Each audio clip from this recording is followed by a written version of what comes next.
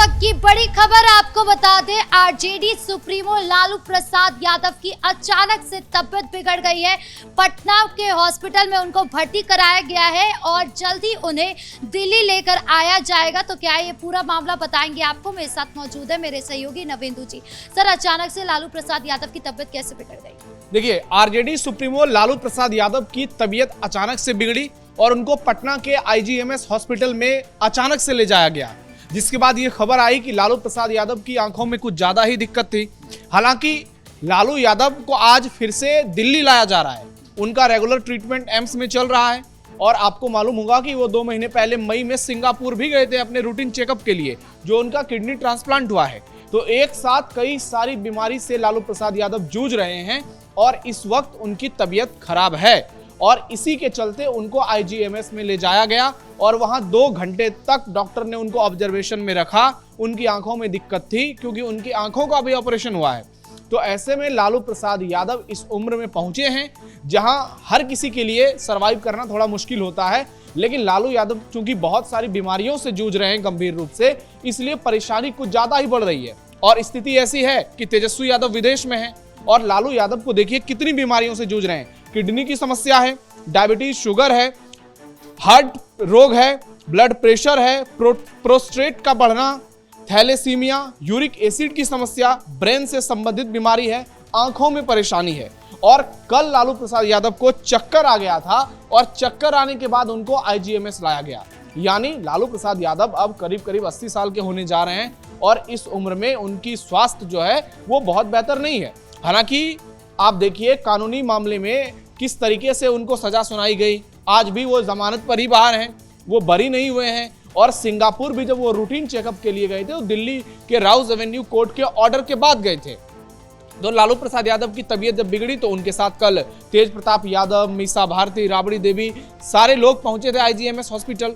तेज प्रताप भी थे, ये गौर करने वाली बात है। लेकिन तेजस्वी यादव नजर नहीं आए क्योंकि तेजस्वी तो यूरोप में है। नॉर्वे से उनकी फोटोज वायरल हो रही है जहां वो राष्ट्रीय यादव अपनी पत्नी के साथ गए हैं, अपने बच्चों के साथ गए हैं, टूर पर गए हैं। और कहा जा रहा है कि अभी कुछ दिन वो वहीं पर रहेंगे और अगले सप्ताह 22 से 24 तारीख में से तेजस्वी यादव की वापसी बिहार में होगी। लेकिन सवाल ये लोग उठा रहे हैं कि पिता की तबीयत खराब है, इस वक्त बांकीपुर में उपचुनाव है, परिवार इतनी समस्याओं से जूझ रहा है, तो क्या तेजस्वी यादव को इस हालात में विदेश में जाकर इस तरह से घूमना चाहिए? क्या इस तरह से एंजॉय करना चाहिए? क्योंकि ये सिर्फ और सिर्फ एक परिवार का मामला नहीं है। आरजेडी बिहार की सबसे बड़ी विपक्षी पार्टी है और आरजेडी बनाम बीजेपी की ही लड़ाई बिहार में देखने को मिल रही है। हालांकि बांकीपुर में मुकाबला पीके बनाम बीजेपी का हो गया है, लेकिन तेजस्वी यादव की कम सक्रियता निश्चित तौर पर पूरे बिहार में ये सवाल उठा रही है, क्या तेजस्वी ने प्रशांत किशोर को वॉकओवर दे दिया? हालांकि ये चर्चा का दूसरा विषय है, लेकिन आज दिक्कत यह है कि लालू प्रसाद यादव की तबीयत बिगड़ी है तो तेज प्रताप यादव, जिनको घर से निकाला गया था, वो मौजूद हैं। हालांकि पिता का मामला है, पुत्र का मामला है, लोग कहेंगे कि ये उनका निजी जीवन है, लेकिन राजनीति में आने के बाद निजी जीवन भी सार्वजनिक जीवन में बदल जाता है। इसलिए लालू प्रसाद यादव की तबीयत जब बिगड़ी, तेजस्वी यादव वहां पर मौजूद नहीं रहे तो सवाल उठाए गए और आज ही उनको पटना से दिल्ली लाया जा रहा है।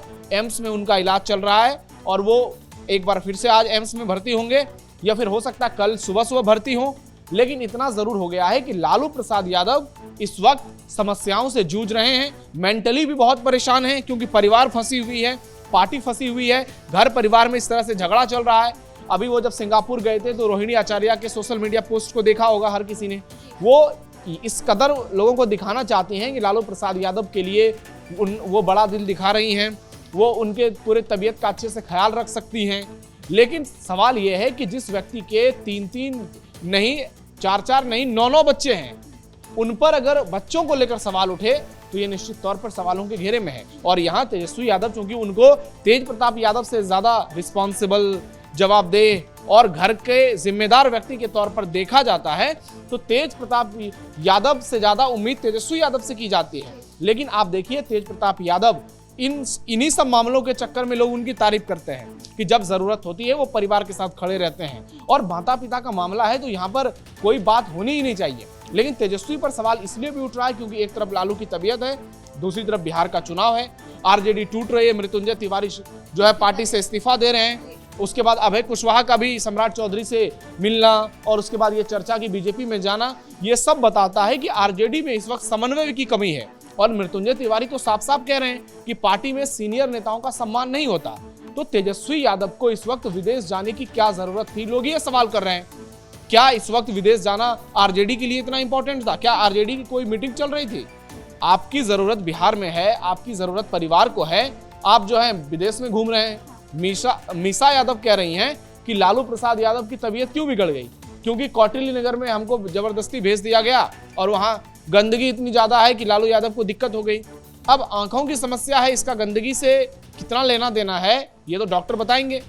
और अगर आंख का ऑपरेशन हुआ है तो जाहिर सी बात है उसमें गंदगी नहीं जानी चाहिए, लेकिन कौटिल्य नगर में जो आवास है वहां पर इतनी ज्यादा गंदगी है कि लालू परिवार वहां पर एडजस्ट कर गया, ये भी सवाल है, क्योंकि वो तो बंद कमरों में रहेंगे, घर के भीतर रहेंगे, ज्यादा बाहर निकलते नहीं है।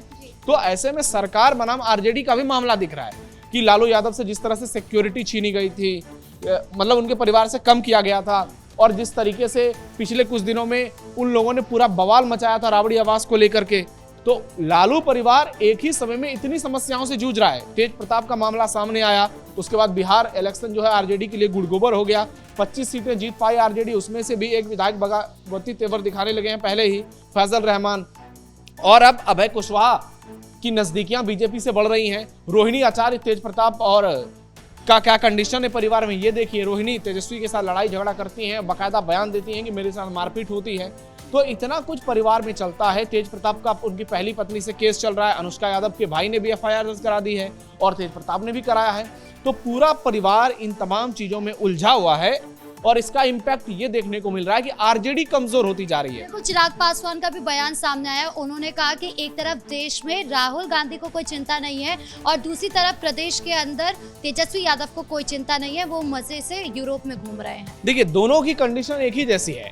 राहुल गांधी भी आपको विदेशों में ही नजर आएंगे। अभी मॉनसून सत्र शुरू होने वाला है तो राहुल गांधी का एक आध मैसेज सोशल मीडिया पोस्ट दिख रहा है, और जब संसद सत्र शुरू होगा तो उसके बाद आप देखिएगा कि राहुल गांधी आएंगे, कभी दाढ़ी बड़ा कर लेते हैं, कभी टी शर्ट पहन लेते हैं ठंडी के दिन में, तो वो इस तरह की एक्टिविटी करते हैं जो सवालों के घेरे में होता है।